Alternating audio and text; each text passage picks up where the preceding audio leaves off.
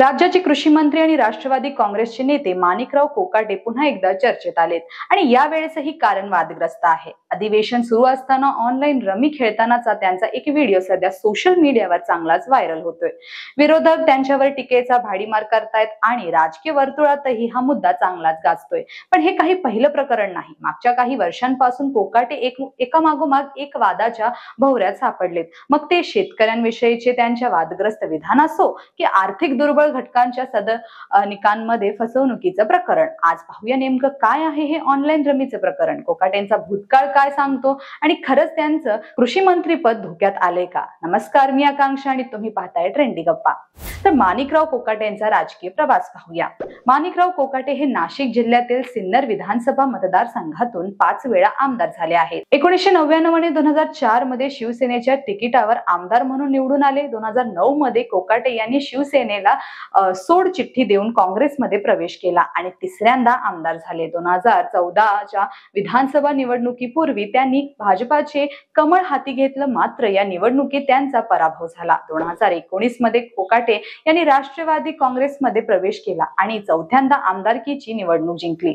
राष्ट्रवादी दुभंगल्यानंतर कोकाटे यांनी अजित पवार यांच्या बरोबर जाण्याचा निर्णय घेतला आणि 2024च्या विधानसभा निवडणुकीत 5व्यांदा विजय मिळवल्यानंतर त्यांना महायुती सरकारमध्ये कृषी मंत्री पदाची जबाबदारी मिळाली। कोणकोणते वाद कोकाटेंच्या नावावर आहेत पाहूया। फसवणुकीचं प्रकरण, न्यायालयीन दोष आणि शिक्षेवर स्थगिती। तत्कालीन आमदार खासदार यांच्या कोट्यातील आर्थिक दुर्बळ घटकांसाठी देण्यात येणाऱ्या सदनिका मिळवताना कागदपत्रांमध्ये फेरफार व फसवणूक केल्याचा आरोप कोकाटे यांच्यावर होता। 1995 साली माजी मंत्री तुकाराम दिघोळे यांनी कोकाटे यांच्यावर फसवणुकीचा आरोप करत तक्रार दाखल केली होती। 1997 मध्ये पोलिसात कोकाटे यांच्या विरोधात गुन्हा दाखल झाला। 30 वर्षांनंतर 2024 मध्ये नाशिक सत्र न्यायालयाने कोकाटे आणि त्यांच्या भावाला 2 वर्षे तुरुंगवासाची शिक्षा सुनावली। सध्याच्या कायद्यानुसार अशा शिक्षेमुळे आमदारकी रद्द होण्याचा धोका असतो, मात्र त्यांनी शिक्षेवर स्थगिती मिळवून मंत्रिपद वाचवलं। तर शेतकऱ्यांविषयी वादग्रस्त विधान पाहूया। कृषी मंत्री माणिकराव कोकाटे यांनी शेतकऱ्यांविषयी केलेल्या वक्तव्यामुळे तीव्र संताप व्यक्त करण्यात आला होता। एखादा भिकारी सुद्धा 1 रुपये घेत नाही, पण इथे आम्ही फक्त 1 रुपयात पीक विमा देतो, तरीही काही लोक त्याचा गैरफायदा घेण्याचा प्रयत्न करतात, असे कोकाटे म्हणाले होते। एप्रिल महिन्यात कोकाटे यांनी पुन्हा एकदा वादग्रस्त विधान करीत शेतकऱ्यांवर जाणीवपूर्वक पीक कर्जाची परतफेड न करण्याचा आरोप केला। तुम्ही कर्ज घेता आणि मग ते 5-10 वर्ष भरत नाही, कारण तुम्हाला वाटतं सरकार ते माफ करेल।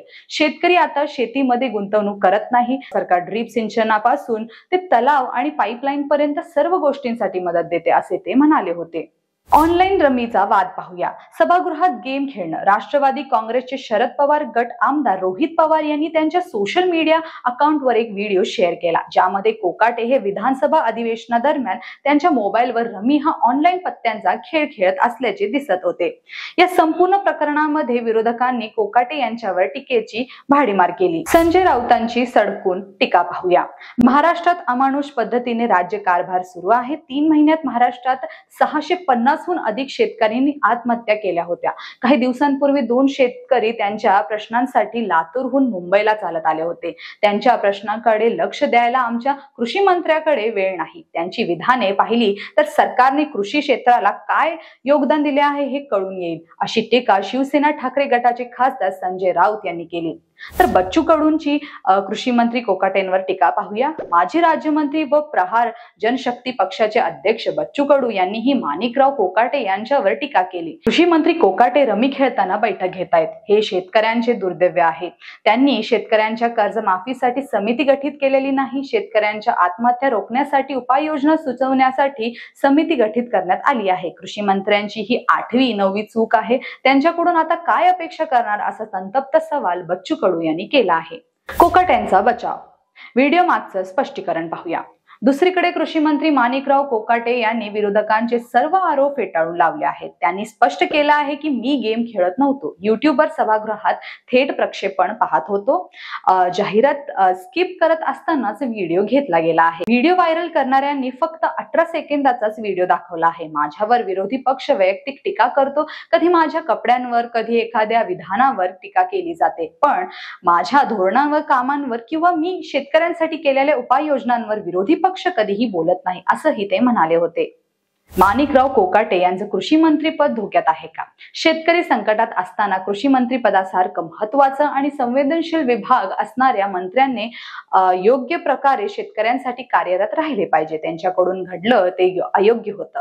पक्ष त्यांच्या संदर्भात योग्य निर्णय घेईल असे राष्ट्रवादीचे प्रदेशाध्यक्ष सुनील तटकरे यांनी म्हटलं. त्यांनी हेही संकेत दिले की अजित पवारांनी कोकाटेंना याआधीही समज दिली होती. राष्ट्रवादीचे प्रदेशाध्यक्ष आणि अजित पवारांच्या अत्यंत मर्जीतील नेते असणाऱ्या सुनील तटकरे यांनी ही वक्तव्य पाहता माणिकराव कोकाटे यांचं कृषी मंत्रीपद धोक्यात असल्याची चर्चा राजकीय वर्तुळात सुरू झाली आहे.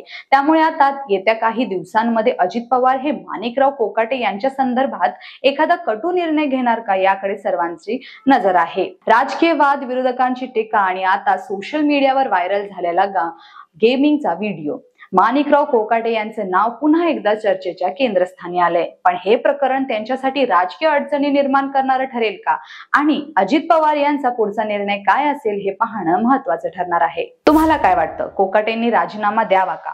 कमेंट करून नक्की सांगा. व्हिडिओ आवडला असेल तर ट्रेंडी गप्पा या YouTube चॅनेलला सबस्क्राईब करायला विसरू नका. धन्यवाद.